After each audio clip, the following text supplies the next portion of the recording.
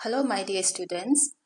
Today I'm here with another video and here I'll be talking about classification of assessment based on purpose. So there are four purposes here. Placement, okay, formative, summative and diagnostic. So a formative, summative and diagnostic we have already spoken a lot in our last classes, but still I'll be covering little bits and parts of it. And I will not go in detail when we are talking about formative, summative and diagnostic. All right, so let's talk about placement. You guys have been hearing placement, service, placement, this thing and that thing all the time, but it's not always about job. Okay, when we say that this particular institute gives 100% placement, 90% placement, that means they're talking about job placement. Like after you finish your study, your course, for a given time period, and after that you get a job. That is placement job, okay, job placement. But now when we are talking about assessment, it also has a purpose, which is placement. Okay, let's see how it works in assessment. Placement assessment determines the prerequisite skills. That means it talks about prerequisite skills, those skills which are already there in an individual, that existing skills. Okay, it talks about existing skills, the degree of mastery, like how much you have mastered the course. Okay, after completing a course for a certain number of years, you have to master the course. That means you have already mastered that particular course, like engineering or this one, B.Ed course and all.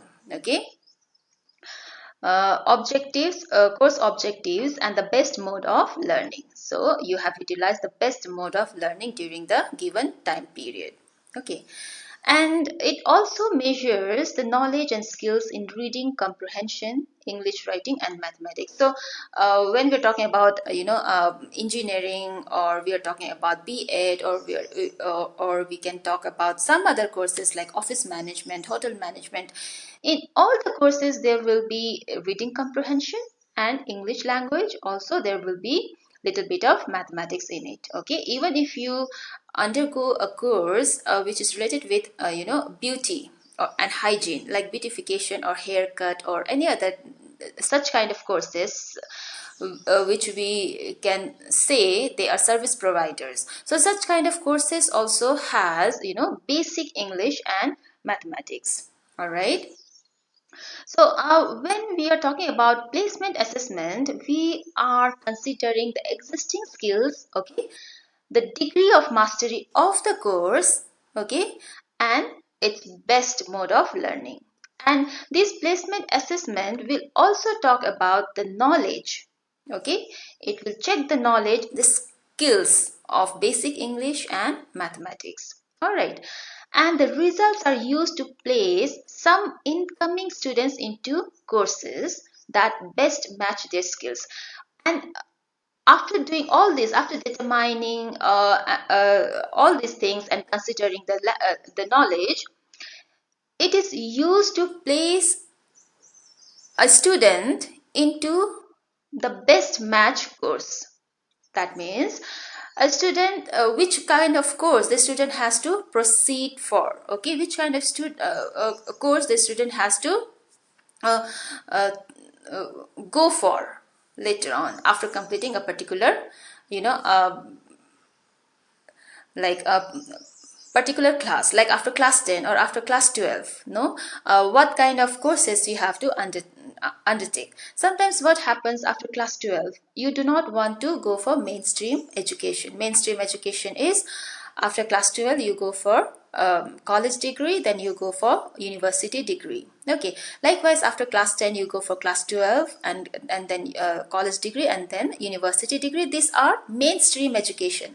Sometimes what happens, students, they do not want to opt for mainstream education, rather they choose to opt professional courses, professional degrees. So if you want to go into professional degrees, which professional course you have to opt? Okay, here we can take help of placement assessment.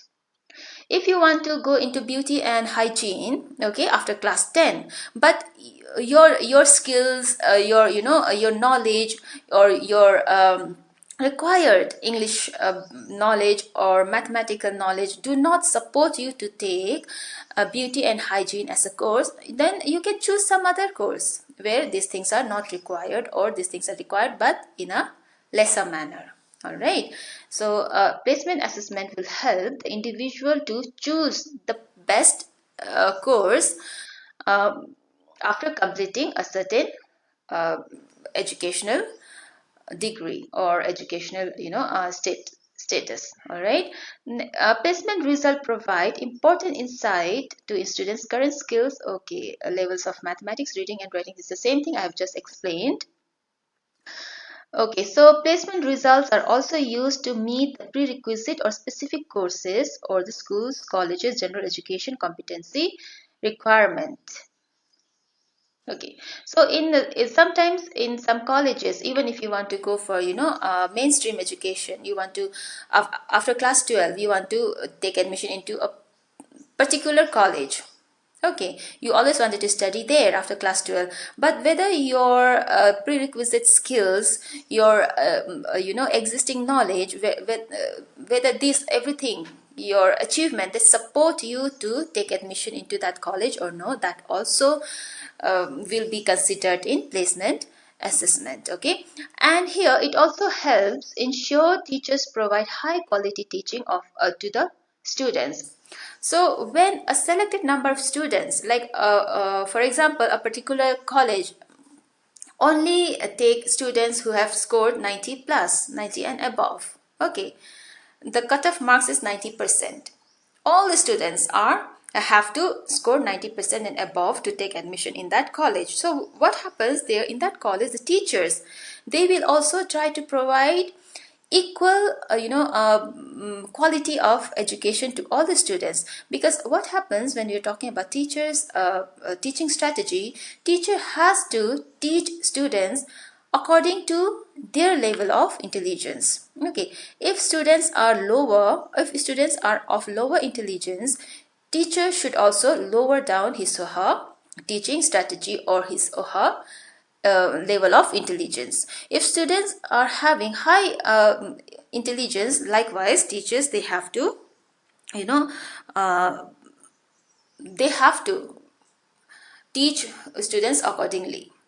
So when a college has all the students who have scored 90% and above, then of course teachers will give their best to teach the students. Likewise, if the college takes students all 40% and above, okay, then teachers will teach these students accordingly.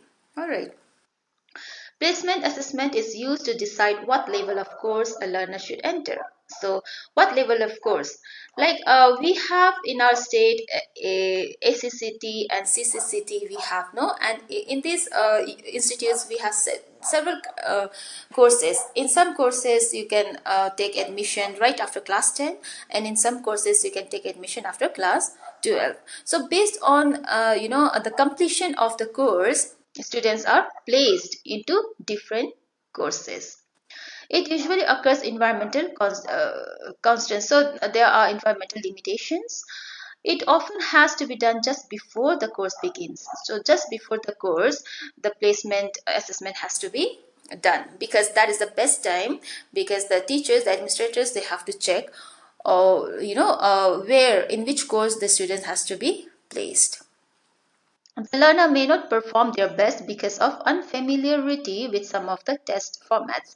Because when you are taking admission into B.Ed course, okay, B.Ed this time you did not have a written test, which is called entrance test. But in normal days, no, we in most of the B.Ed courses they have entrance test. So in entrance test, questions will be from B.Ed background only, like educational psychology, educational research, and different kind of research methodology, pedagogy, so many other things which are involved in education will be there. And those students who are not from education background, for them it will be, the questions will be unfamiliar. So this is one of the thing. Assessment may be the learner's first meeting with the teachers, because sometimes some kind of assessment is based on observation, and observation is done best uh, with the help of oral tests or viva. Okay, so here this is always, or maybe the learner's first meeting with the teacher. So that time only teacher and students, they will, or the students who are wanting to take admission into the institute will be meeting their teachers for the first time. Placement test. So let's talk about placement tests. The purpose of placement test is to place a student into particular level of section. So like I already given the example of ACCT and CCCT that we have in our state. So they also, undergo or conduct certain kind of placement test. Okay, and they will find in which kind of course the student fit. And here placement test depends on different kind of activities, different kind of tests also. How much the students has scored in his or her previous examination, that is also considered. It usually includes a sampling of material to be covered in the various courses in the curriculum. So if you are opting for B.Ed course, okay, if you're opting for some different professional course in CCCT, ACCT, or we have this skill development institution in Jorthang, they also, if you undergo these tests, no, if they have, these tests will cover some kind of uh, information from these courses, which of course you're going to opt. Placement tests come in various types, so assessing comprehension, production, reproducing through written and oral performance. Also multiple choice gap filling formats. So these things are not that difficult. I have been talking about this during your test and examination session. Okay, so formative assessment, this is not new to you. We have been talking about this since last sessions. Okay, so formative assessment here is used to monitor students learning to provide ongoing feedback. Okay, formative assessment is ongoing feedback. The instructor will teach, teachers will teach, and they give feedback to students to improve their teaching strategy as well as students learning process. Okay, its purpose is to provide students with a concrete specification information. All right, then there are definitions. Okay, you guys go through the definitions. And tools for formative assessment. So these are the tools. 1 minute essay, there will be a certain particular word or something is given, and 1 minute will be given to student, and you have to write an essay in 1 minute. Web or concept map. So concept map, you guys already know, you have done this in last semester. Student conference, this is a conference where students are the participants. Okay, teacher will be there to to invigilate the activity. Observation method is the best way to assess students performance. Self-assessment, so here some questionnaire is given to the students, and they have to tick mark, or they have to give numbers against this statement based on their understanding. So it is, they will be assessing themselves. Okay, quiz. And then we have journal entry. So here every day students are required to fill up a journal, to make a journal.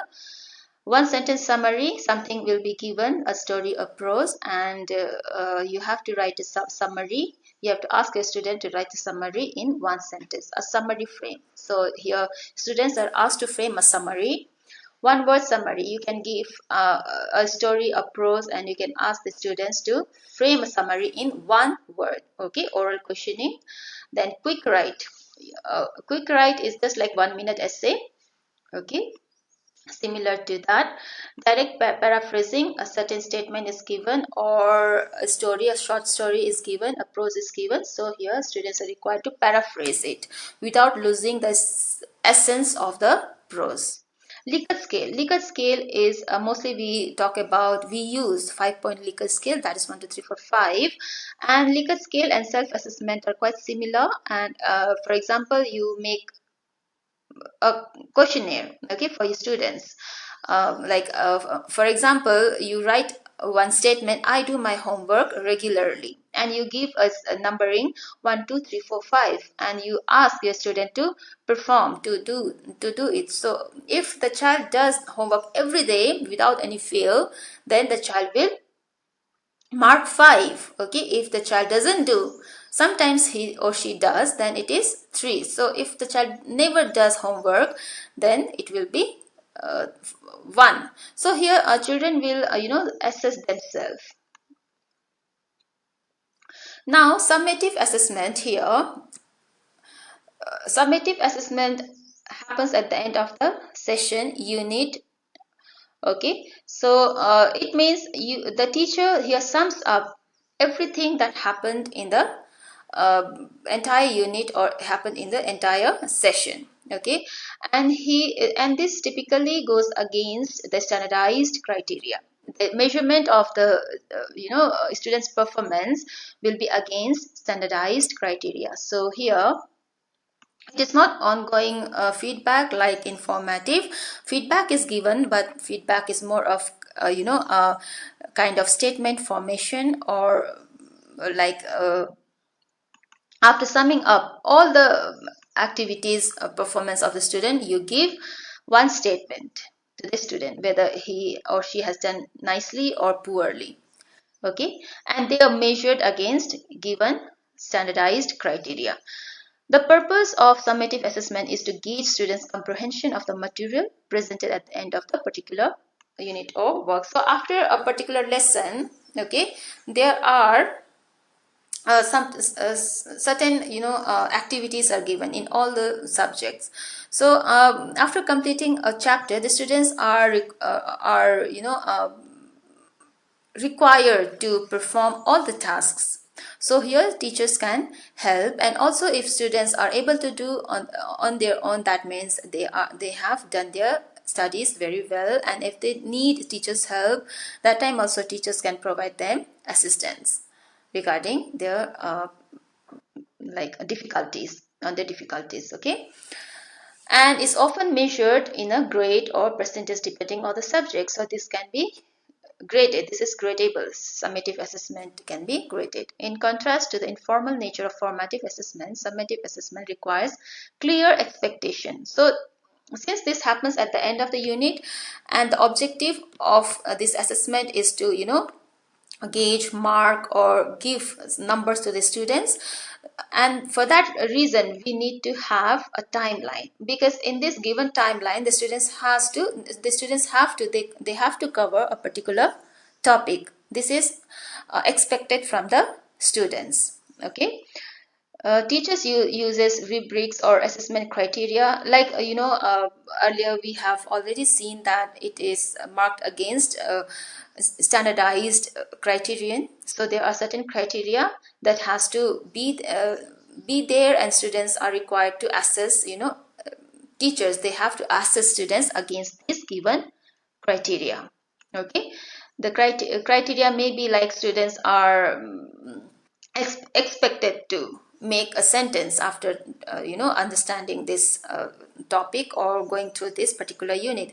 Students can differentiate between different gases, or students can understand the different parts of flower. So these are the objectives of the unit, and whether the students have able to meet up these objectives or no. So these are certain norms or criteria that has already been set, and teachers, they have to check whether the students have successfully completed the unit, the objectives of the unit, or no. The results of summative assessment are usually significant. Okay, because it is important, because it will help to determine whether the student passes the unit or no. This is very important thing. So we have examples here: written assessment, performance assessment, standardized assessment, and oral assessment. Written is like written test. Okay, performance where which is based on activity, where the students have to perform certain tasks. Standardized, here standardized assessment is some norms or criterions are already given, and against these criterion students are assessed. Measured against existing rubric shared with students throughout the course. Okay, oral assessment are orally taken tests, all right. And diagnostic assessment, like you all know diagnosis, the word diagnosis, it helps the teacher to diagnose different kind of problems that students undergo during their learning process. Okay, with the help of this process, teacher can understand why students are doing poorly, if they are doing poorly. Okay, uh, it is to determine students' knowledge, skills, and understanding at the beginning of the course. Okay, grade level, unit, or the lesson. So in the beginning, only some test or some kind of quiz can be, conducted by the teacher to understand where these students lies, where they stand. Okay, and likewise, teacher can make his or her teaching strategy. Okay, uh, they test the students on what they already know. They test the student in their existing knowledge. Okay, because as a teacher, when you first enter to the classroom, you should know no what kind of knowledge the student has, where they stand, how, and after knowing their status only, you can, as a teacher, you can construct one strategy to teach them. Okay, these tests allow the instructor to adjust the curriculum to meet the needs of the student, because we all know that there are no two students are same. So based on their needs and weaknesses or strengths, we have to construct the study material. Okay, this will help to improve the level of teaching and learning. And the assessment isn't formal, graded test doesn't affect a final grade. C, because this diagnostic test is done before before the commencement of the course, and this is done purely for the teacher's own understanding. Okay, understanding, because teacher here wants to understand his or her students properly. So this is like quite informal in nature. Okay, this cannot be graded, and the marks of this test, the grading of this test will not be included in the final grade of the class. So this is very informal in nature.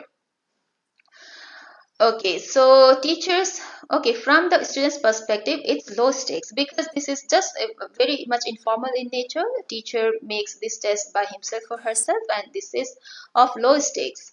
This is not standardized. Okay, teachers can help students by providing feedback to the assessment results. So based on the performance of the students, teachers can provide feedback and help the students to improve their learning process.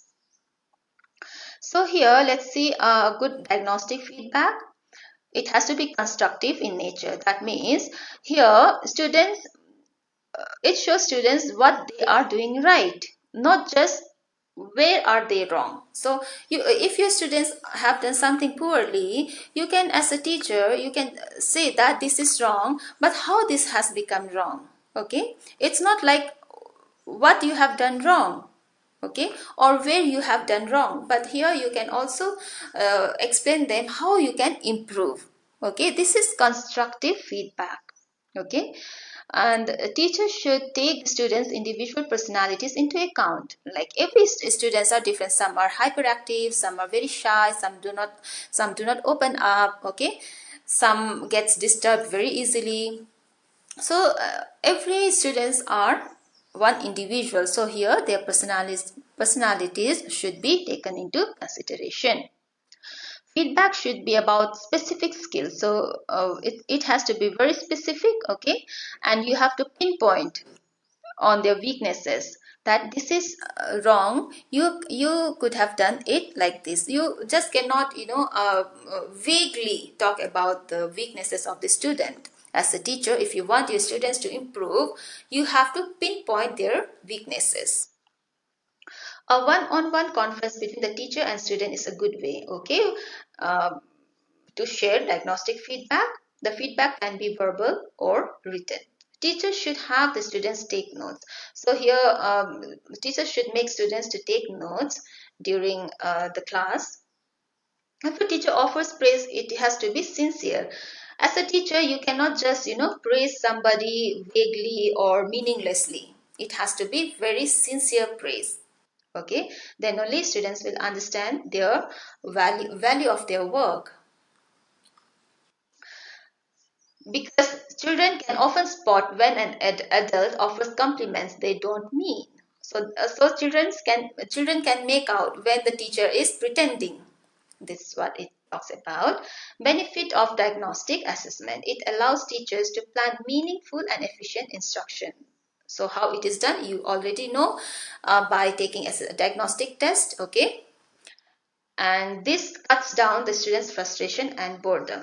So some of the students, they are very hyperactive, some are very gifted children, no, and if you try to teach these students from the very basic, then these children will get frustrated and they get bored, because they need challenges all the time. If their classes are not challenging, then they will feel bored. It provides information to individualize instruction, because this is diagnostic assessment is individualized in nature.